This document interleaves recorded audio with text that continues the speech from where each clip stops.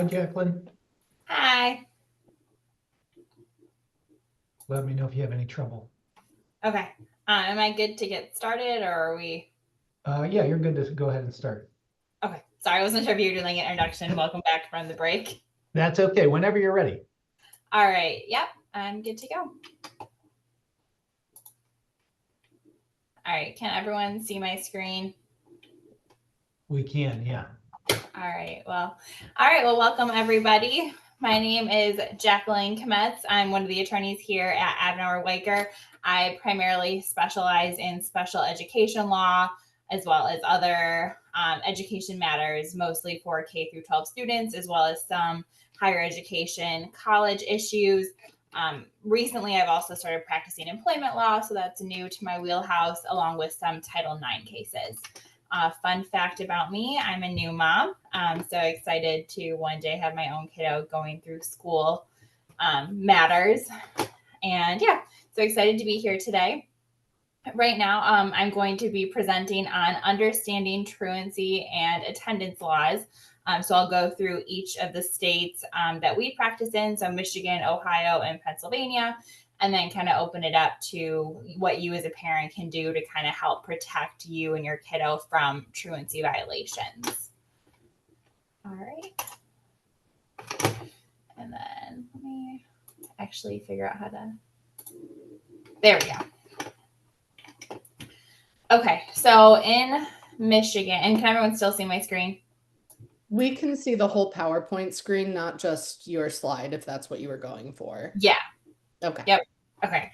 All right. So in Michigan, children typically must attend school from age of 6 until 18 for the entire school year. If a child, and where that age 6 comes in is if a child turns 6 before December 1st, they need to be enrolled that same school year as their birthday. So if they turn 6 on January 1st or March or June or September, they need of 2025 this year, then they need to be enrolled for that 25-26 school year. If a child turns 6 after December 1st, they must be enrolled for the following school year. So yes, kind of using the school year example, I'll go back. So if your kiddo turned 6 in January or March, you would not have enrolled them in 24 or 25. You would enroll them 25-26 is when that requirement comes in. And then in Michigan, the local boards of education have the power to establish attendance policies. So there's really no statewide policy that schools follow. It's really kind of hodgepodge, as districts want to do it. The law doesn't require them to distinguish between unexcused and excused, although it's recommended that they should. So if you go to school in Michigan, oftentimes you'll maybe submit a doctor's note to get that absence excused versus unexcused.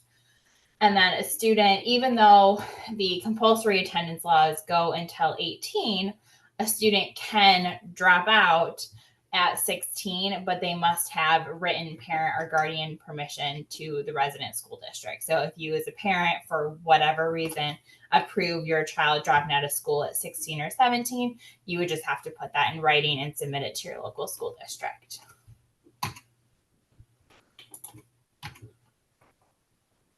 And so in Michigan, for those of you not familiar, we have our local school districts, and then there's also what we call intermediate school districts that kind of oversee by region, geographic region. And they have numerous districts that they oversee. So every intermediate school district will employ at least one attendance officer to oversee all of their constituent districts that have, and then if your local school district has 1,000 or more students, then they may also have their own attendance officer. An attendance officer is really the equivalent of a sheriff. So when an attendance officer is doing their responsibilities to make sure kids are going to school, figuring out why they're not, etc., you're essentially talking to a law enforcement officer. So just be cautious of that. That gives them the right, they can knock on your door, they can kind of watch your house. I've had cases before come up where, the officer was watching the house to make sure the kiddo came out of it to go to school. And at the opening of school, the start of the school year, school districts, what they'll do is they'll compare the last year's school census to the current enrollment list. And then looking at that, they will report names and addresses of the parents or legal guardian whose kiddos are not attending regularly to the attendance officer. That attendance officer is then tasked with investigating each case of non-attendance. And really anyone can make a report to the attendance officer. So even though the school district, kind of the administration, is going to do this formal review at the start of the school year, usually a teacher, a superintendent, intermediate superintendent, a principal, if they just notice that someone's not attending regularly, they can on their own make that report to the attendance officer to investigate. Hi, Jacqueline. Yeah. You may have been going through your third slide, but we can just see the second one so far. Oh. All right. What? Let me see. Let me try that again.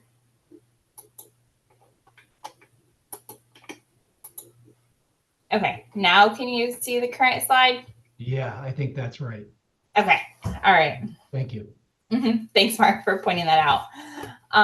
So at the request of the superintendent, so if your school district is trying to talk to the parent to be like, hey, we noticed your kid's not coming to school, what's going on? And if those efforts are not successful, then the superintendent can ask the attendance officer to send the parent or guardian a formal notice via mail to come to the school at a designated time and place to discuss that student's attendance, their failing grades and or behavior problems.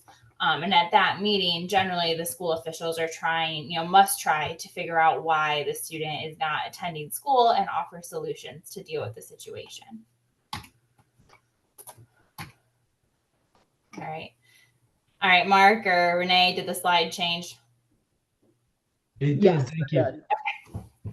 Good. So if a parent or guardian still doesn't send their child to school after they get notice, after there's a meeting, then the attendance officer will send a formal written notice, whether that's in person, so they'll just show up at your door to give you the notice, or they'll send it by mail to the parent saying, listen, you've got to have your student attend school tomorrow, every day after that. You have to do this.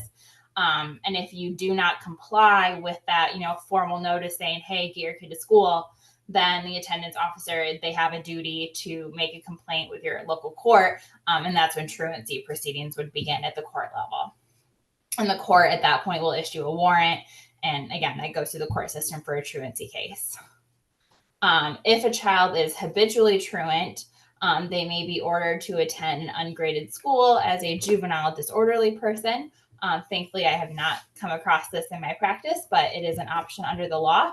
And a parent or guardian found guilty of failing to send their child to school, you can be found guilty of a misdemeanor and ordered to pay a fine of $5 to $50 and or spend up to 90 days in jail. And I have seen courts enforce this against parents. Typically, the courts that I practice in, they tried their hardest to avoid the jail time, recognizing, kids need their parents, but they have enforced the fines. So it's definitely something to be aware of. If you get that formal notice, you need to comply with it. So that's Michigan system. So pretty general. The school reports as the attendance officer, and the attendance officer is really the one with all the authority to get things moving. And now we're going to move to Ohio. So I practice in Michigan. So Ohio was interesting for me to learn. Very, very different from Michigan. So before I go through Ohio, they kind of have two systems, I would say. But first, I just want to go through some basic definitions. So the first is chronically absent. So if a student is chronically absent, it means they are missing 10% or more of the total school hours, whether that is excused or unexcused. If a student is excessively absent, then they have 38 excused or unexcused hours per school month, or 65 excused or unexcused hours per year, unless the absence is medically excused. So the medically, so again, doctor's notes, if you were in the hospital for something, those medically excused absences would not count towards excessively absent hours, but anything else would. And again, that's going by hours, not days. And habitually truant is when you miss 30 consecutive hours, 42 hours per school month, or 72 hours per school year without legitimate excuses. And if you're thinking of a school day is probably what, 7 hours? So with that 30, it's really if you have 4 or little over 4 days in a row that you're gone, that's going to kick in that habitually truant. And Ohio public schools are required to report the total number of hours that a student is in attendance, absent for excused reasons, and absent for unexcused reasons. If there is no medical or legitimate excuse, children are expected to attend school for 38 or more hours a month, or 65 or more hours a year. And the definitions of medical versus non-medical excuses are at the discretion of school districts. So that would be something to keep in mind. You might think it's medical because your kiddo has a fever, but maybe the school district says, well, if you don't bring in a doctor's note to verify that fever, we're not counting it as medical. So that would be something that you would want to talk with your local school district about and really look at their policies so that you can make sure you are complying with that excused absence policy. And then missed hours of school, such as arriving late or leaving early, can contribute to chronic absenteeism and habitual truancy. And again, that goes back to when you look at these definitions, Ohio is counting, or defining them by missed hours. So if you're consistently missing first hour, it doesn't take long for you to add things up. Sure. Okay, so we went through the definitions, and again, excessively absent, just for a refresher, is that 38 missed hours per month or 65 missed hours per year. And if your child is deemed excessively absent, then this is the kind of track the law follows. So within 7 days of the absence that triggered the notice requirement, an attendance officer must inform the child's guardian in writing of the child's absences, and this can be done either email or a letter in the mail. So that's just simple notice. Hey, we notice your kid has these many absences, letting you know, and that's kind of your first step to, monitor it and, ideally reach out to the school to see, figure out a solution. The student must follow the school district's policy for addressing excessive absenteeism. So again, this policy is going to change by school district. So that would be where you would look to your school student handbook, you would look at their board policies, but they should have a policy on file about excessive absenteeism. The school, for a student who is excessively absent, the school may refer the student and the family to community resources. Students who are excessively absent but not habitually truant do not need an absence intervention plan. So you're going to have to follow the school's policy, but that usually will not include an absence intervention plan at this point if you are just excessively absent. And schools must record the date that the notice was given in their information system.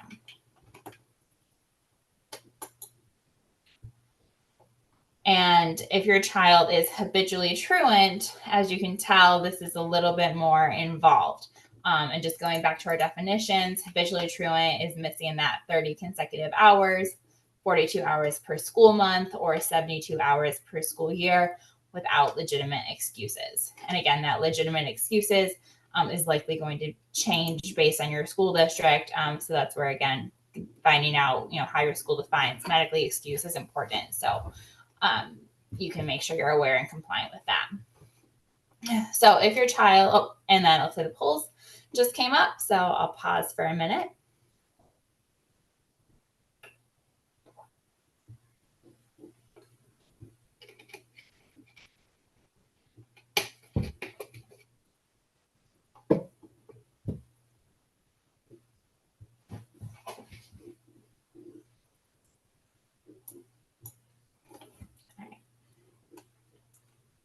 And then hopefully that was enough time. I'm sure someone will jump in and stop me if it wasn't. So with habitually truant, so within 7 days of the triggered absence, so whatever absence puts you at that threshold of being habitually truant, schools must assign the student to an absence intervention team to create a plan with the student's family and make 3 meaningful attempts to reach the parent. So again, meaningful. They can't just stick a note in the student's bag and call it a day. Meaningful generally means, they're sending you something in the mail. They're, making repeated phone calls home. It has to be a meaningful attempt to reach you. And again, you're getting referred to an intervention team. So the goal here is to create a plan, to work collaboratively with the school to figure out what's going on and how can we address this. An absence intervention plan is a student-centered plan that helps identify barriers and solutions for every child who's habitually truant. So again, student-centered, looking at your, you and your student-specific issues and kind of why these absences are accruing. Participants in the absence intervention plan must include a representative from the school or district and another one that has a relationship with the child. A parent may appoint a designee. If the parent is unable to participate, but after 3 meaningful attempts to reach the parent, the intervention plan may proceed without the parent. So again, the goal of this is to be student-centered. So parents, your key persons on this team. But however, if the school can't reach you and they've made those meaningful attempts, they don't have to include you. So again, that's why it's really important to make sure you're answering school, calls from the school, that your phone number and address and email are up to date with the school. So that way you're getting these notices. And again, with the school personnel, not only do they have to have a school representative, so I'm guessing like a principal or a superintendent or vice principal, but they have to have someone from the school that has a relationship with the child. And that's really important because, kids don't always relate to every single person the same, especially school teachers. At least I know from me growing up, there were teachers that I loved, teachers not so much. So the school has to have someone on that absence intervention plan. It's kind of a positive incentive, to have that knows the child and can relate to them. And then the student has 60 days to participate and make progress in the absence intervention plan. If the student does not participate and fails to make progress, the attendance officer must file a complaint in the juvenile court against the student. So, you get a fairly large window of time, especially, that's essentially a third of a school year. School years are typically 180 school days. So you get a third of that to really work on this attendance. So if the student, though, if they're just refusing to do anything it says, or, they're not making progress and those absences aren't decreasing, at that point, the attendance officer under the law must file a complaint in juvenile court. And it's only when these interventions are unsuccessful that a school district can file a truancy complaint. So they have to go through this absence intervention plan.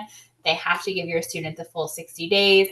They have to make those meaningful attempts to reach you. And it's only after those things are done that they can file a complaint if your student is still essentially habitually truant. And only schools and districts with absenteeism rates of 5% or higher are required to have an absence intervention team for students who are habitually truant. So if your school district, if their absenteeism rate is 3%, then this would not apply. And within 10 days of the triggered absence, the student will be assigned to the intervention team. And within 14 days of the triggered absence, the student's absence intervention plan must be developed.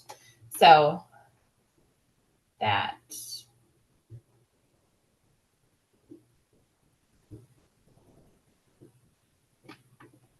So let me rephrase that. So schools and districts with an absenteeism rate of 5% or higher are required to have, so essentially a standing absence intervention team. So if your school has less than that, you can kind of make up the team as you go along.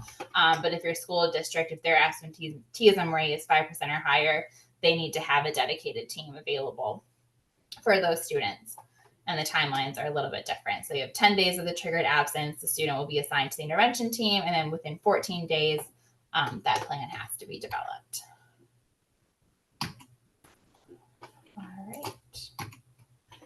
And I didn't touch on this in Michigan, so I will kind of go through on that with Michigan as I go through it here for Ohio.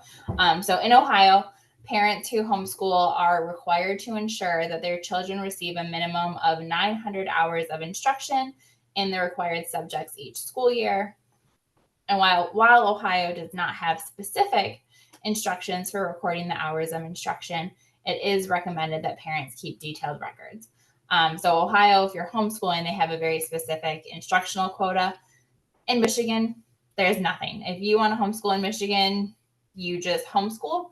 There's really no oversight. If you are homeschooling your child and seeking special education services, there is a form you have to fill out and you have to be kind of registered. And at that point, there is a little more oversight and kind of you need to have, I believe, at least a bachelor's degree before you can do that. But if you're just homeschooling your own child on your own time, and you're not bringing anyone else in, you're not looking for services, there's no requirements for you as a parent, other than loosely you need to follow a general curriculum. But again, there's no reporting requirements for that.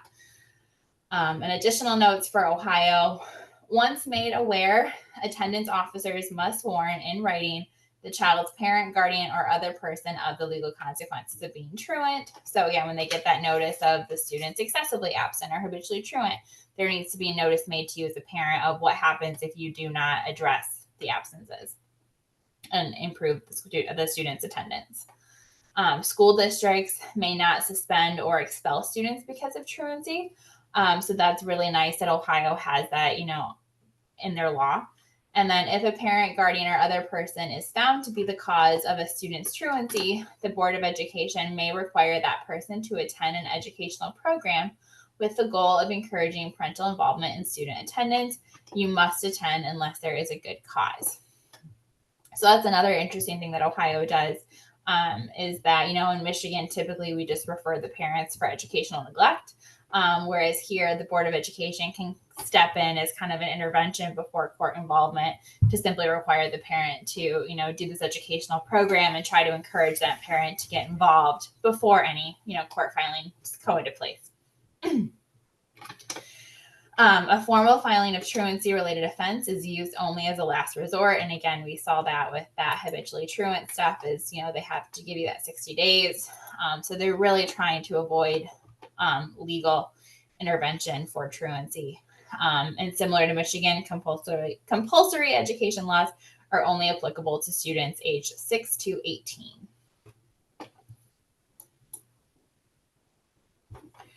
And lastly, I will go over Pennsylvania's truancy laws. So Pennsylvania, their definition of truant is pretty straightforward. It's simply 3 or more unexcused absences in a school year, which to me is extremely low when you're, again, talking about 180 school year. So 3 or more is considered truant. And what happens when a child meets that definition?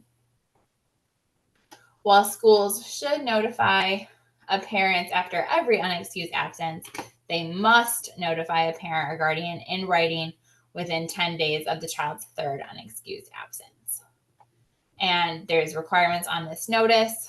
The notice must describe the consequences of becoming habitually truant, and it must be in the parent's preferred language. So again, if you are, Spanish is your first language, the notice must be in Spanish. If it's Chinese or if it's German, any other language, that notice has to be in your preferred language.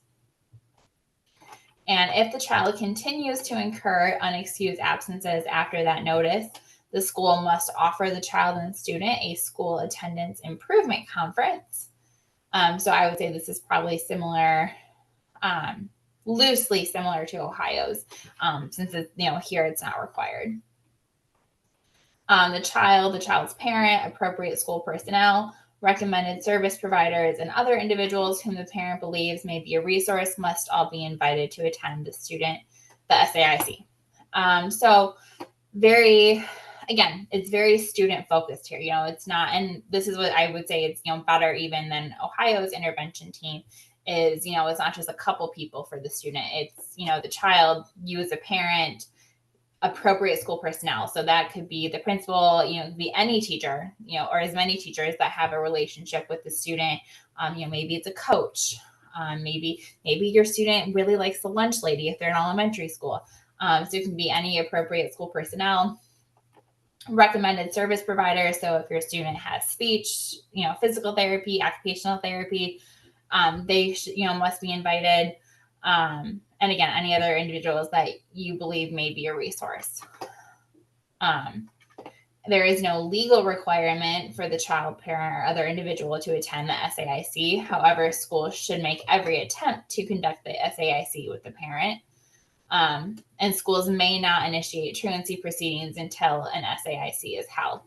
So again, goal here is to include you as the parent, because you obviously know your student best, and you're probably a big supporter in being able to get the student to and from school. But if you know, for whatever reason are not responding to the school, they can move forward with the SAIC without you.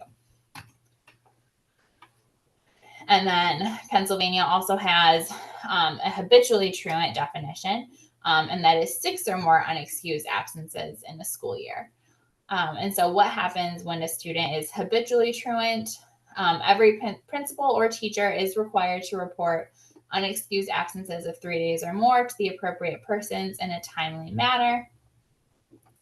If a child under 15 years old is habitually truant, the school must refer the student to either a school or community-based attendance improvement program or the county children and youth agency.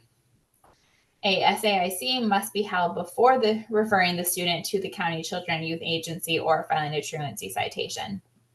So again, going back to the SAIC, that's going to be your first step. However, if that's not successful, or you don't cooperate, or not say you, but you and the student don't cooperate with the SAIC, after that conference, if there's no improvement, then at that point, the school, if your child is habitually truant, the school can refer to the county children and youth agency. The school may, but they are not required to, file a truancy citation against the parent or guardian. So again, under the law, they don't have to, but they can file against you as the parent, because the assumption is, as the parent, it's usually your responsibility or the guardian's responsibility to make sure that the student gets to and from school. And some additional notes on Pennsylvania's truancy laws. Each school must have an attendance policy that they send out to parents annually. A student who is truant or chronically absent for health-related reasons may be eligible for protections under IDEA or Section 504, but must still provide a valid excuse for the absence. The school may diverge from their attendance policy to ensure that they are providing a FAPE. And we'll get more into these 2 bullet points on special ed in a moment when I talk about kind of what you can do as a parent. So if a written excuse is not provided within the designated time, the absent will be permanently counted as unlawful. So again, that unexcused versus excused. And truancy prosecutions are disfavored and should only be used when other measures have proven unsuccessful. So again, the goal here as well is to really work with that SAIC to figure out a plan, identify the barriers, and come up with solutions to get the student to school consistently. And for Pennsylvania, for non-public schools, so this would be private schools, usually non-public schools generally have the same attendance laws as public schools. The attendance policy of a non-public school may differ from the school district in which the student resides, but it still has to comply with those compulsory attendance laws. For a student enrolled in a non-public school, the student school district of residence remains responsible for complying with the authorities and obligations related to enforcing compulsory attendance laws. So even if your student is going to a private school, that public school, of your, where you live, is still responsible for making sure that there's compliance with, these, truancy laws, and that your student is not habitually truant. Non-public schools must timely and accurately coordinate and report students' unexcused absences to relevant school districts throughout the school year. So again, the private school has the obligation to say, hey, this kiddo goes to our private school. and he's been absent 4 days this school year. And they would report that to your school district of residence, who's then responsible for saying, okay, well, let's get a team together. Non-public schools have the power to expel a student if it is in their attendance policy. So again, where we saw with the public schools, they're typically not going to do that. Non-public schools, they're private. They can do whatever they want, essentially, when it comes to expelling for truancy. And then the school district in which the student resides must file truancy citations with the magisterial district judge in which the non-public school student resides. All right.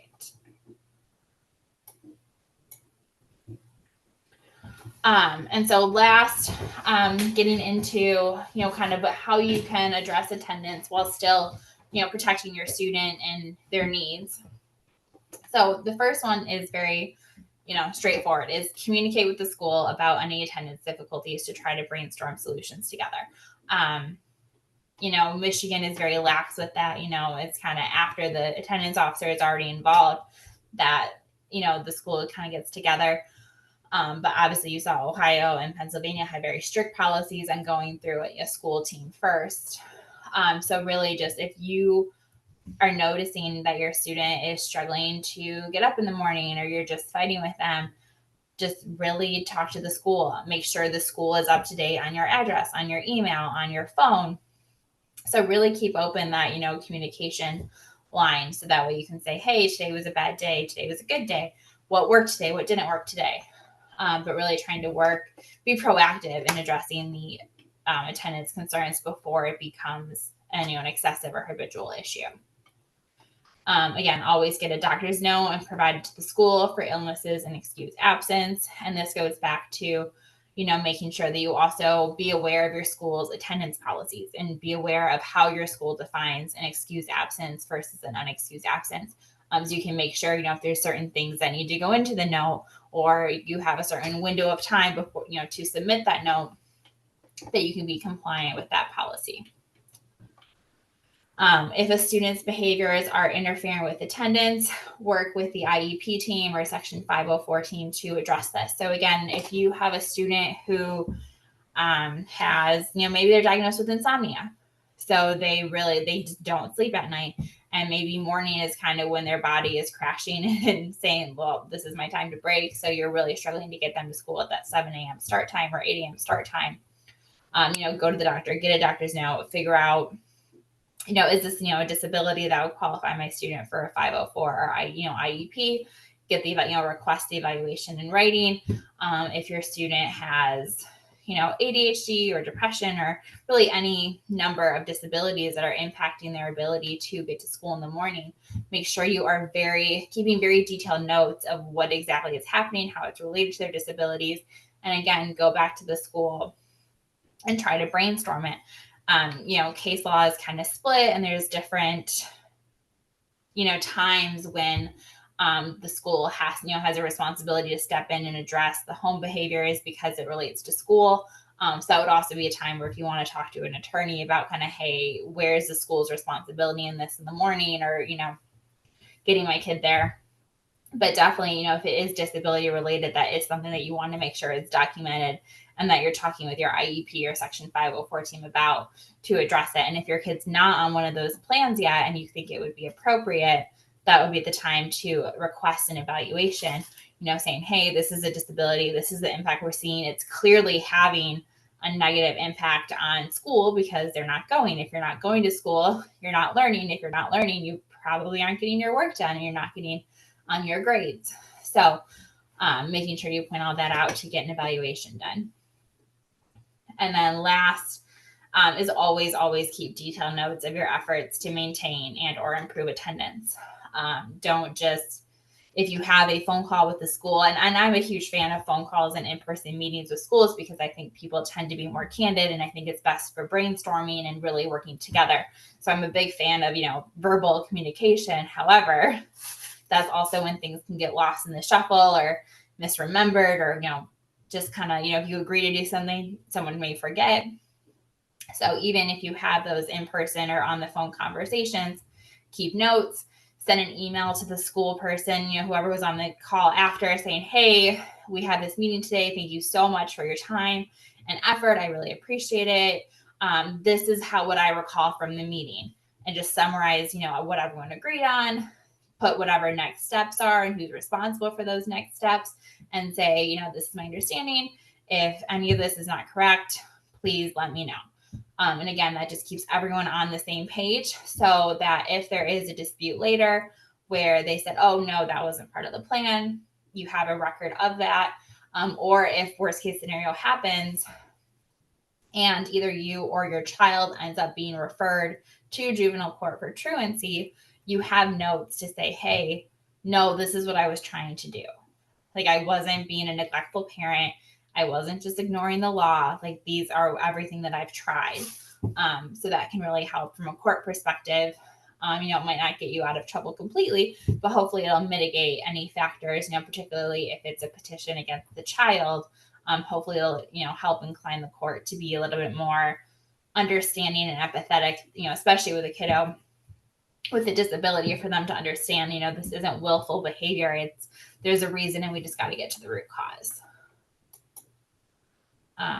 Trying to think if I missed anything, so I'm a little early. But no. So I guess at this point, I'll open it up for questions.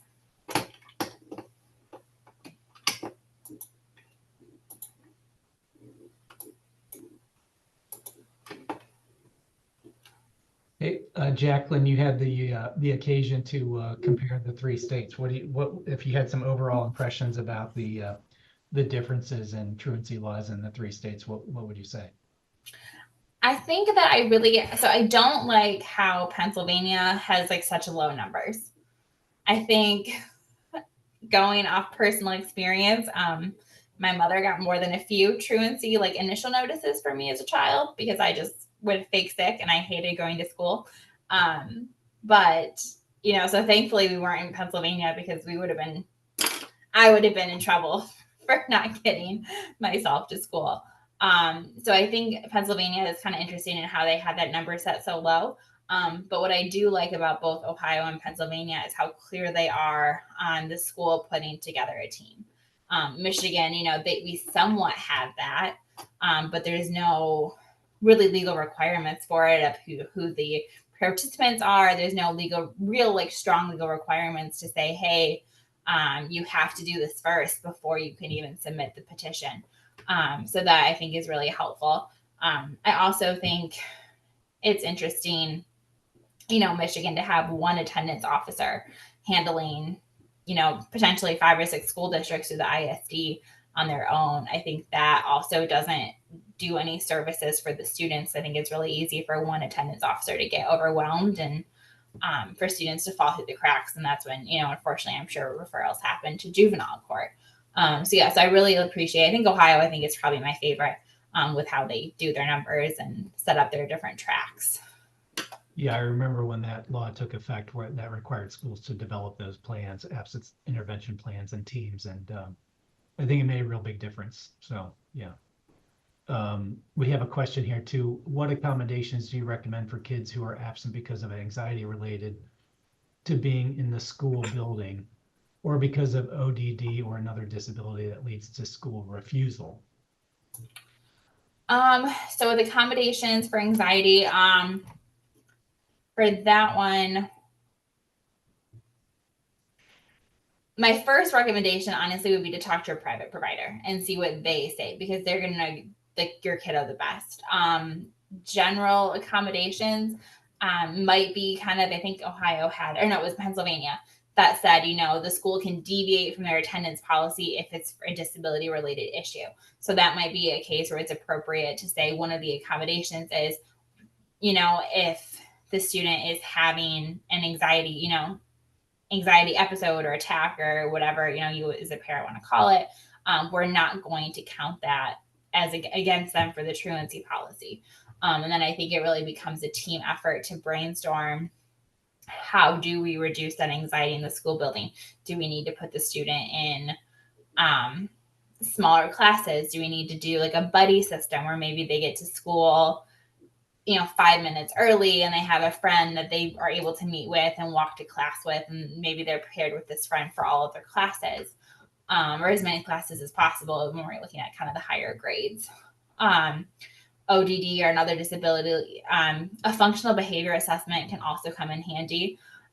That's sometimes a fight with the school district, which again, unfortunately, that may be a case where it's helpful to get an attorney or an advocate involved. But I did recently have a case where I do have a student with pretty severe behavioral issues, and mornings were the worst. Like, he just would not get in the car. He would elope. It was really bad.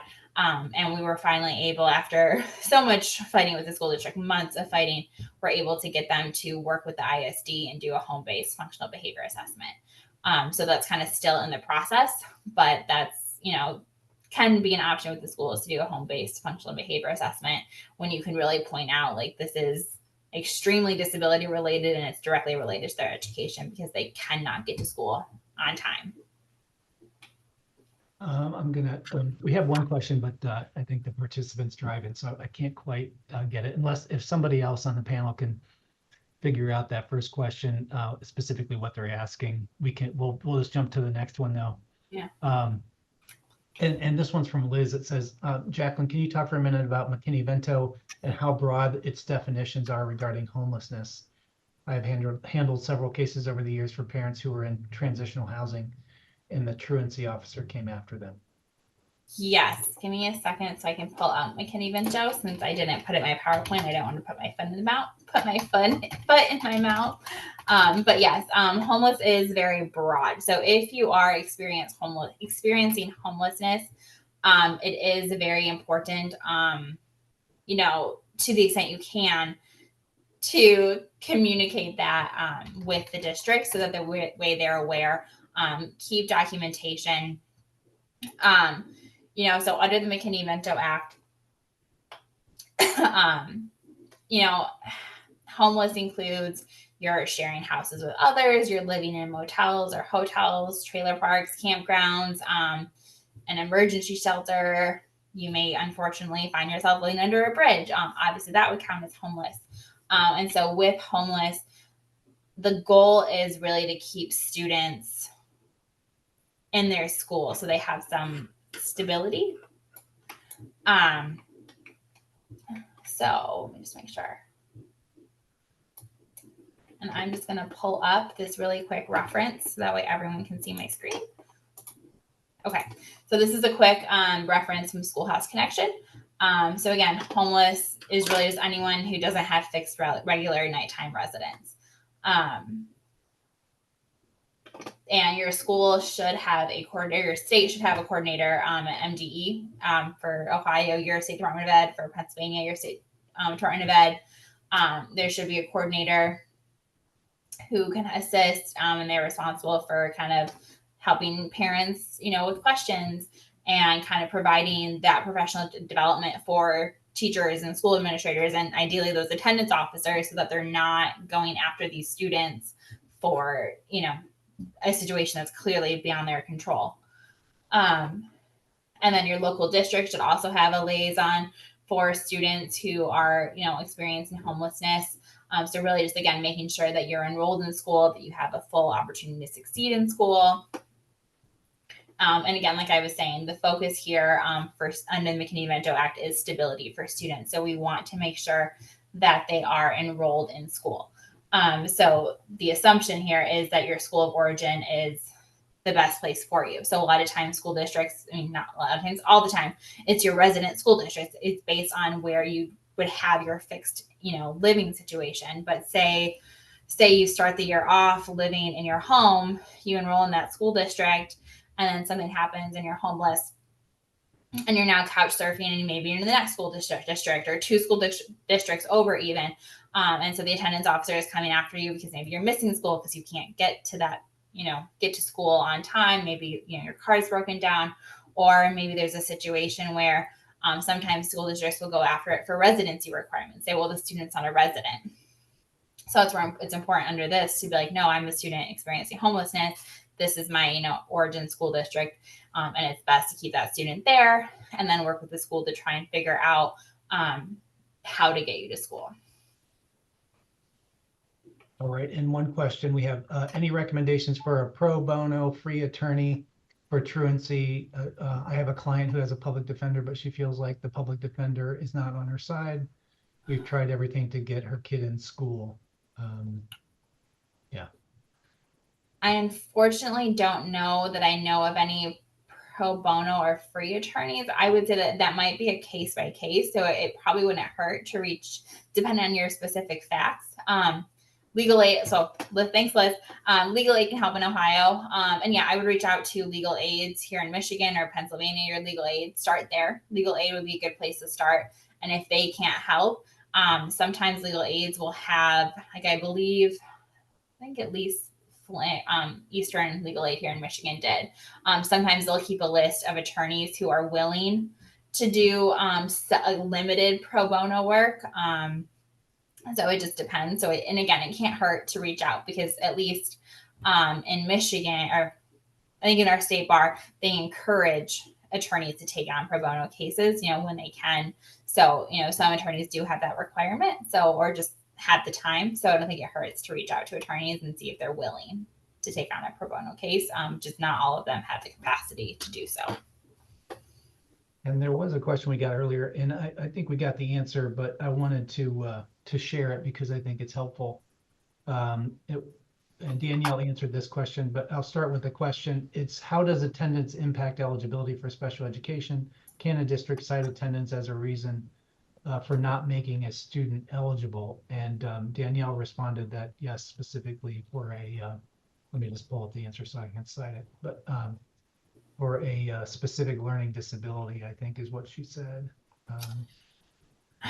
Yes, and that's kind of to me, it's a catch-22 in the law, that they can cite attendance, because at that point, especially again, specifically for a learning disability, because I think part of the qualifying criteria is that it's not due to a lack of appropriate instruction. So the logical, kind of thought there is that, well, if the student's not going to school regularly, they're not getting the instruction. So that's, that may be contributing to the disability.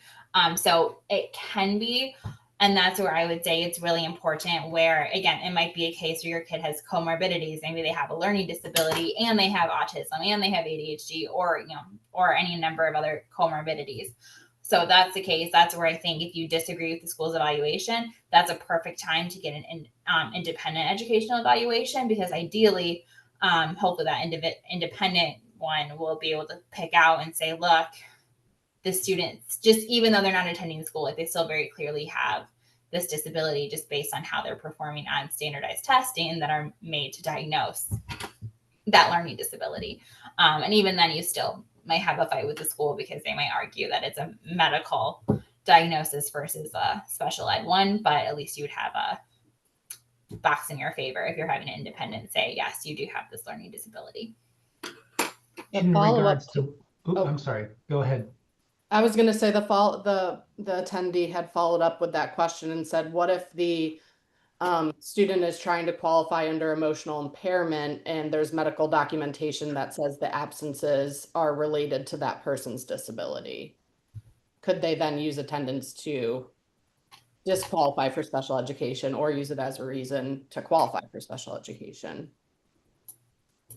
In terms of using attendance to not qualify for a case with emotional impairment, I would say they can try, because schools will try and do whatever they want, in my opinion. But I don't think that's appropriate, because again, if you just, and I'm just pulling it up really quick so I can read right from it, an emotional impairment, and that might, for attendees from Ohio or Pennsylvania, that's also emotional disturbance under the federal law. Michigan just had to be different and call it an impairment. But it's determined through a manifestation of behavioral problems, primarily in the affective domain, over a period of time that adversely affects the student's education. And one or more of the characteristics. The first one, inability to build or maintain satisfactory interpersonal relationships within the school environment. Second, inappropriate types of behavior or feeling under normal circumstances. So just those first two, I think if you have a kid whose absences are directly related to their disability, that would put them in that emotional impairment box. It's not normal for a student to miss school all the time. most kids do, having, fairly typical time going to school daily. So, and if they're using it to qualify, again, I don't think it would be outside the realm to use an attendance, school refusal, school avoidance to say that's, would fall under an emotional impairment. Okay, and just one other comment, and that'll take us to the end.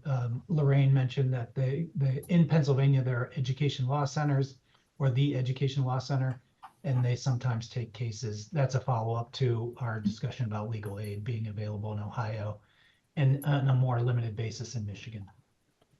Thank you very much, Jacqueline. Thank you. Thank you, Jacqueline. The link for evaluation for our attendees to evaluate Jacqueline's presentation is in the chat box, and we will be taking another little break after you fill out those evaluations. They're really important to us. We will be back at 2 o'clock for our next presentation.